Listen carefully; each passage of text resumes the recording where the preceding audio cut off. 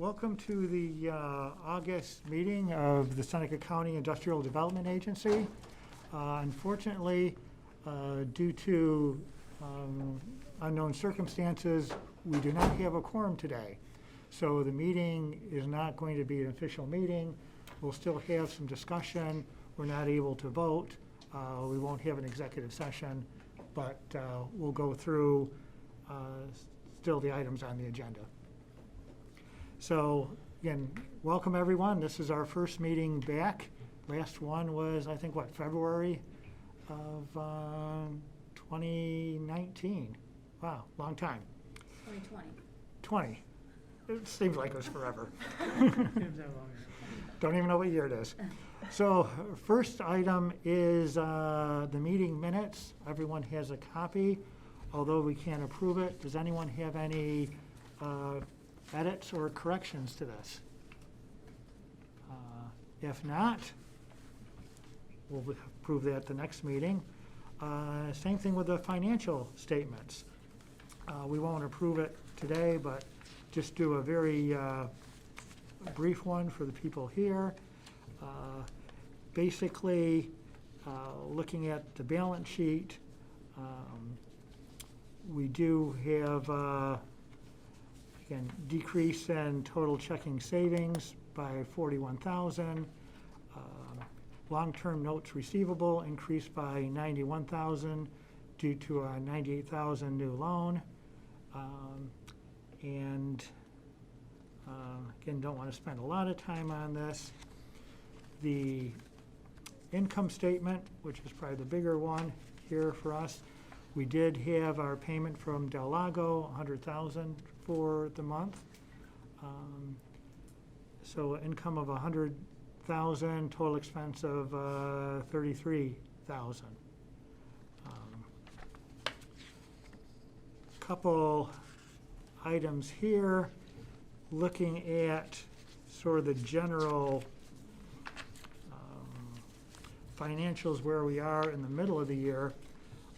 We're 6 months out of the year. Our total income right now is at $134,249, which is just under 43% of the annual budget. So income is down, although we expect to have definitely more income later in the second half due to a number of projects that are at various stages in the pipeline. And we'll be discussing more of that during our September meeting. Total expenses, $226,743. That's 48.5% of the annual budget. So we're basically, at this point, on budget for expenses, behind on income, but expect definitely by the end of the year we'll make that up. So I guess any other questions on this? Again, we won't be doing any voting on this. So next item, Jeff, if you could give us an update on the chamber. Certainly, Steve. So it's been a busy period for us. I'll start with, I've talked about this in our meetings before, the New York Pandemic Recovery Grant Program. So the Chamber has assisted to date 68 businesses with their applications. Not all in Seneca County, but the great majority of them were. Funding is still available for the program.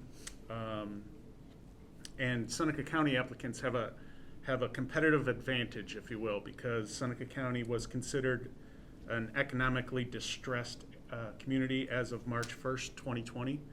So certainly would encourage Seneca County businesses to apply for those fundings while they are still available. The Chamber helped sponsor a community job fair yesterday. Some of you may have seen the notifications on those. Hopefully all of you did, actually. It was held in conjunction with Finger Lakes Works and Del Lago. It was held at Del Lago. We had a full capacity from employers. We had 30 spots available for employers, and all 30 of them were filled up. And we welcomed around 65 job seekers through the 3 hours that the event was held yesterday. little bit of a sign of the times. I know everyone is looking for employees. We heard that a lot yesterday, so I know there's a lot of businesses out there in need. Several ribbon cuttings have been held for new businesses, and I just wanted to bring this up because all of you here on the IDA, I would certainly encourage anyone, if you see one of those invitations, come along and help us welcome new entrepreneurs into the community. It's just a great way to show and acknowledge our thanks for their investment in the community. So stay tuned for those as they come up. The last one was this past weekend at Red Brick Pub. So anybody that's familiar with Reds, they've reopened that as Red Brick Pub, and it's a really good spot. And then finally, for the chamber side, the One Seneca group continues to meet every Thursday at 10 for a half an hour. These sessions have been very well attended by the public and they're meant to provide an opportunity for discussion on the strategic economic development plan that the IDA has created and the chamber and the county signed off on. We have transitioned from identifying, updating basically what has happened with the plan, and we've had Sarah and County Road Manager Mitch Rowe in those meetings, and they have been great in updating on what has been the progress. So we've taken people over the last 10 weeks or so through all of the progress that has been made, and now we've sort of transitioned it to seeking input from the One Seneca group in terms of where can we prioritize from here. There were really three areas that have risen to the top. One is infrastructure, another one is workforce, and the third was housing that received the bulk of the talk today.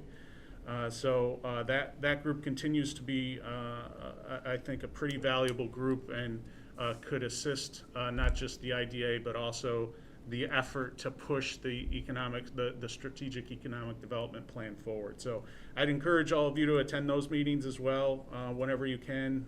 They're just a half an hour on Thursday from 10 to 10:30. On a tourism role capacity, we're about 2/3 of the way through a comprehensive research project. It's actually a mobile data collection research project that we have been studying our community.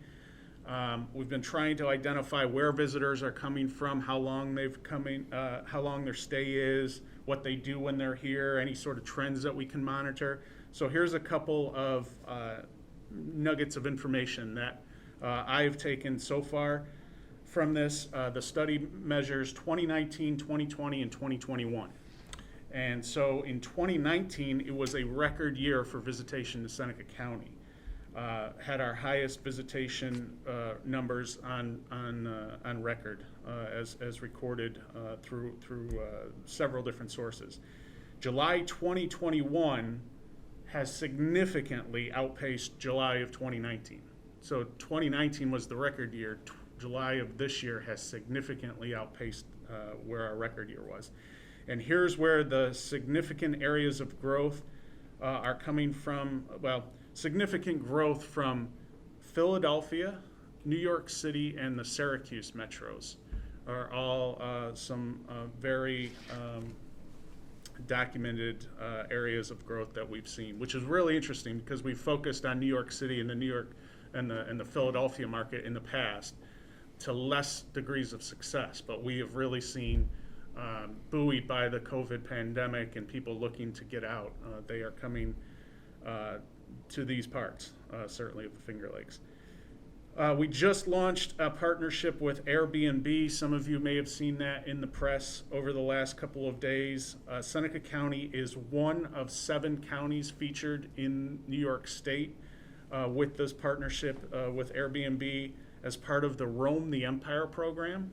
So there's a website that Airbnb set up, airbnb.com/Roam the Empire State. And it's a really nice partnership that we have developed with Airbnb. Obviously, vacation rentals are a big business in our community. growing throughout the Finger Lakes, and Airbnb is a huge part of that. So we're really happy to have that partnership with them. And the last thing of note is we've just started an online food tour series. It's our way of promoting culinary travel in our community. We do have a number of very unique and very delicious food tour stops to promote. And it's also a way to help our restaurant community. That industry has been really hard hit by COVID pandemic, and so to combine the two, we think this is a really good way to promote that segment of tourism in our community. So that is my update. Okay, thanks, Jeff. Definitely encouraging. Don, any update from the board? Yeah, I mean, there's not nearly as much of the report as Jeff just reported, but the 414 line looks like with the CARES Act money, we got our first half of that, and it was like 6.6, so half of that was like 3.3 million. We convened our first committee on what to spend it on. Obviously, there was the 44,000 for plant engineering and the updates that needed to be done to that line so we can actually get this thing off the books for the IDA. There seems to be a lot of support for buy-in as far as using some of that money and taking care of that. And then the rest of the townships, they got their portions of the money as well. So that's all split up by percentages and different things. Just the town of Waterloo got 169,000, and the village got their own check, and so on and so forth. Obviously, Seneca Falls would get the most. So I know everybody's got their first half of that money, and then they say that there's going to be another disbursement in another 12 months from now. That it presents its own difficulties because of the amount of documentation you need to do every time you spend $1. So it goes with a lot of paperwork. And then we just have an ongoing Indian issue in this county, and we've invited Clint Halftown to come talk to the board, and that will be at a later date. So we'll see what happens with that. Those will be some interesting conversations. That's all I have. Okay. Next, Steve, could I interrupt? Sure. As an added comment to Jeff's comments, real estate transactions have been wildfire of late. Many of these real estate transactions are cash deals, and there's bidding wars on property go on the market on Thursday, they're sold on Tuesday. I haven't seen this in quite a long time. Although, are the Especially buyers like properties. are the buyers from outside the area, or is this just almost like trading within the county area? Of course, last year was a very slow year, but we're seeing a surge from outside as well. The city people want to get out of New York. This is the place to come, and we're seeing some of that. So, yeah. It's good. Just bring your checkbook when you make the deal.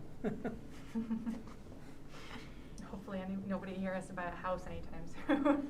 Yeah, I'm a little short on my checkbook for that. 30% in most cases. Yeah. How much you say? As much as 30%. Yeah, great time to sell, not a great time to buy. Well, just going back to the conversation from today from the One Seneca group, housing, I mean, it's in the IDA Strategic Economic Development Plan, obviously, is an issue of and a goal focus. And you routinely hear housing mentioned as an issue for our community to address, solve, whatever that means. Some people say there's lack of quality housing. Some people say lack of affordable housing, lack of safe and affordable housing. One of the things that the county's Planning and Community Development Director, Jill Henry, brought up today was the county is putting through a CFA grant to study the housing issue. And I think it could really be a good start to this strategic economic development plan. So I would certainly encourage, from my standpoint, but for consideration for the IDA to make that known that they support that as well, because I do think that could help provide some real quantifiable data that we can use in order to make more informed decisions as we move forward. So I was pretty encouraged by it. I hadn't heard about it by now, but hopefully Jill can update either this group or the One Seneca group as we move forward through that CFA. Definitely. Thanks, Jeff. So Sarah, quarterly update? Yeah, so since we didn't meet in July, wanted to give you all an update on where we were as of the end of Q2 of this year. So far this year has been very strong for us. Obviously, in the beginning of the year, we set out a few key goals, primarily metrics for business retention and expansion visits, which we benchmarked this year that we wanted to make sure we hit at least 50. So as of the end of Q2, we have hit 25 business visits. So we're halfway there, and continuing to go out into the community and meet with people. Just to go back a little bit, we had 13 in Q1, so obviously progress is trending in the right direction. And our other key metric for the year was the number of project wins, with our goal this year again being 6. So far, we have what I would consider to be 3 project wins. It doesn't necessarily mean that we've closed on all of these as of yet, but we have made substantial progress. So the 3 being the Schrader Farms loan, which we actually have closed and finalized. The sale of lots 1 and 2 at Deer Run Industrial Park to Best Made Products. And then the Keystone Mills pilot project, which at this point we've gone through the initial resolution and the public hearing, and we are waiting for them to complete the seeker process with the town before moving to any kind of final approval for that. But we anticipate that to be within the next few months. So just to give you all an idea, and then we've got projects in our pipeline that we've measured, 24 in our pipeline as of the end of the second quarter. Not all of those we anticipate to necessarily go anywhere this year, but obviously it gives you an idea. Again, we're continuing to build this base of potential projects going forward. Of the 3 that we have quote unquote won for the year, they are expected to invest approximately, as of right now, just over $20 million into our county, retain 74 employees, and create 19 new jobs. So all great things to keep in mind. And then in terms of some of our other key progress for the year, we have officially completed the transfer of the Sampson Veterans Memorial Cemetery to the county. And then of course, it is certainly noteworthy, and we've discussed this, that Sampson has been named New York State's first veteran cemetery, which is great news. The RFP for the feasibility study of a new industrial park has been sent out. It was sent out to 5 engineering firms and to the press. We're expecting responses by end of day tomorrow, and we anticipate quite a few. So we will plan to be seeking IDA board approval for a contract at our next meeting in September. We received IDA board approval for the transfer of the Army's retained environmental sites at the depot. And at this point, we're just waiting for the final environmental easement to be signed by DEC prior to completing that transfer. We expect to go out to bid soon for the completion of the Lowe's water main project. So for some of you that may not be aware, we still have some funding available that is meant to help complete the water line out there by Lowe's. So that's moving forward. Pat has taken the lead on that project in our office. And then again, we've also, Don mentioned this a little bit, but we're close to a resolution on the transfer of the 414 sewer line. So all exciting things.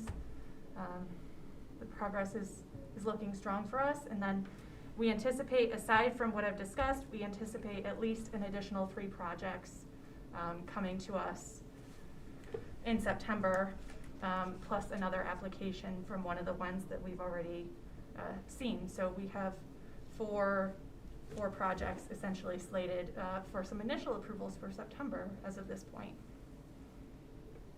So that's my report. Okay, thanks. Any questions for Sarah on that? Definitely very promising. Any other business for the meeting? No other business? No executive session since we don't have a quorum. So with that, We don't even need a motion to adjourn. don't even need a motion to adjourn because we can't vote on it. But do we still want to adjourn? Yeah. Thank you. This was good speed regardless of whether or not it was late.